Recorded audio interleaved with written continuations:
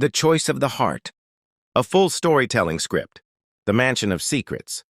The Blackwood Mansion had always been a place of whispers, its towering walls and sprawling gardens. Concealed more than wealth, they hid sorrow, ambition, and a story waiting to unfold. David Blackwood, widowed billionaire, was a man consumed by responsibility. His empire stretched across industries, but his heart belonged only to one fragile treasure, his 6-year-old daughter, Emma. Since his wife's tragic passing, Emma's laughter had dimmed, replaced by questions her father struggled to answer. One evening, David sat across from Emma in the grand dining hall, chandeliers casting warm light over their quiet meal. Emma's small voice broke the silence. "Daddy, when will I have a mommy again?" The question pierced him. David placed his hand over hers and promised softly, "Soon, sweetheart, but only the right one. Someone who will love you as much as I do." To keep that promise, David announced a peculiar contest. 5 women, each from society's finest circles, were invited to the mansion. For 30 days they would prove their worth, not in beauty or status, but in how they treated Emma. At the end, Emma herself would choose her new mother. The women arrived in gowns that sparkled beneath the mansion's lights. Victoria Ashworth, sharp-tongued and dripping with pride. Eleanor Whitmore, polished and calculating. Lydia Harrington, a vision of elegance concealing ambition. Cassandra Holt, who spoke sweetly, but always with hidden edges. And Beatrice Sinclair, quiet yet watchful. They smiled for David, but their eyes lingered on the fortune surrounding them. Hidden among the staff was Kesha Williams, the cleaning lady, a woman of quiet dignity, her skin dark and her spirit strong. She had never imagined herself part of the contest, yet fate had other plans. Kesha was the one who comforted Emma when nightmares woke her. She was the one who found the lost teddy bear and repaired its torn ear with careful stitches. She was the one Emma clung to when the grand women's painted smiles faded into indifference, the 5 women noticed, and they didn't like it. At first, their cruelty was veiled in whispers. "Did you see the way she carries herself?" Victoria sneered one morning as Kesha passed. "Like she belongs here. She should remember her place," Eleanor added coldly. "Some people are born to serve, nothing more." But whispers turned to barbs. Kesha found glass shards left in the laundry she washed. Buckets of dirty water were accidentally spilled in her path. Her meager lunch disappeared mysteriously, only for her to later hear Cassandra laughing about how even rats shouldn't eat that slop. Through it all, Kesha endured. For Emma's sake, she smiled when the little girl tugged her hand. She hummed lullabies at night when Emma's small chest shuddered with sobs. What the women didn't know was that David saw everything. From the shadows of the balcony, he watched Victoria yank Emma's toy away, only for Kesha to kneel and give the child her own necklace as comfort. He saw Lydia snap her fingers at Kesha like she was a dog, only for Kesha to still lower her gaze and obey with grace. Every insult, every act of cruelty, every moment of quiet strength, David witnessed it, and his heart began to shift. One night, Emma clung to him and whispered, "Daddy, I don't like them. They're not nice. But Kesha, she makes me feel safe." David kissed her forehead, his mind heavy with realization. The women soon realized their battle was not with one another, but with Kesha. "She's poisoning his mind," Victoria hissed during a secret meeting in the rose garden. "The child is obsessed with her."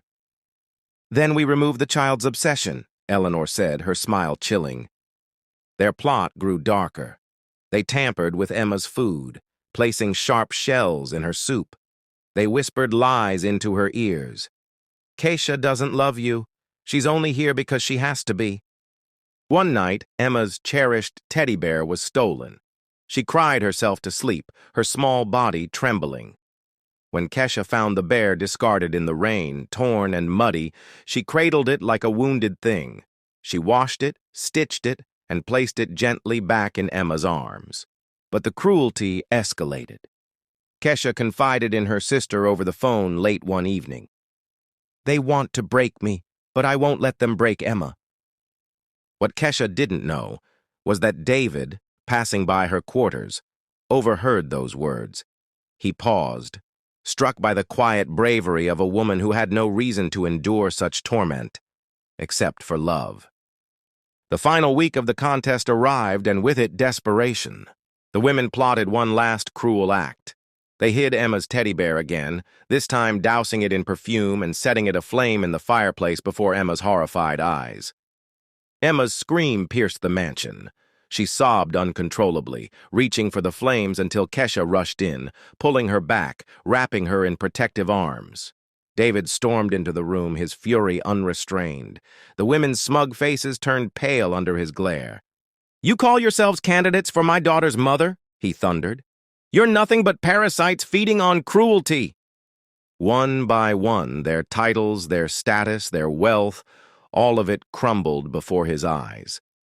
He had them escorted out of the mansion that very night. Their pleas, their excuses, their shrieks of protest echoed through the halls, but carried no weight. Kesha stood silently, still holding Emma close. Tears streaked her cheeks, but her posture remained unbroken. David looked at her then, not as a servant, not as a staff member, but as the anchor holding his broken world together. The mansion grew quiet after their departure, but the silence was short-lived. The women, humiliated, returned under the cover of a storm. Lightning split the sky as they shattered a window, storming into the halls with desperation in their eyes. "You owe us!" Victoria screamed, her voice ragged. "You don't throw us aside for her!" David shielded Emma and Kesha, his fury boiling. "Enough!" But Victoria pointed at Kesha with venom. "She bewitched you!" "She's nothing!" Kesha rose, clutching Emma. Her voice trembled but rang clear. "I never asked for this. Not your riches. Not even his love. I only wanted Emma to feel safe. Worth is not in gowns or jewels, it's in kindness. And none of you ever gave her that." Her words silenced the hall. Guards rushed in and dragged the women out, their screams fading into the storm. When peace returned, David turned to Kesha. He took a breath, his voice heavy with truth. "Kesha, you came into this house as a servant. But you've shown more love, more courage than anyone I've ever known. I thought I needed someone of status. Tonight I realized I only need you." From his pocket he pulled a simple ring. Emma stirred, her little eyes wide. "Daddy, what's happening?" David smiled. "Sweetheart, I'm asking Kesha to be your new mom." Emma gasped with joy. "Say yes. Please say yes." Kesha's tears spilled freely as she whispered, "Yes." The storm broke that night, giving way to dawn. And when the first light touched the Blackwood mansion, it revealed not wealth, not ambition, but something rarer, a family, born not of blood or status, but of love.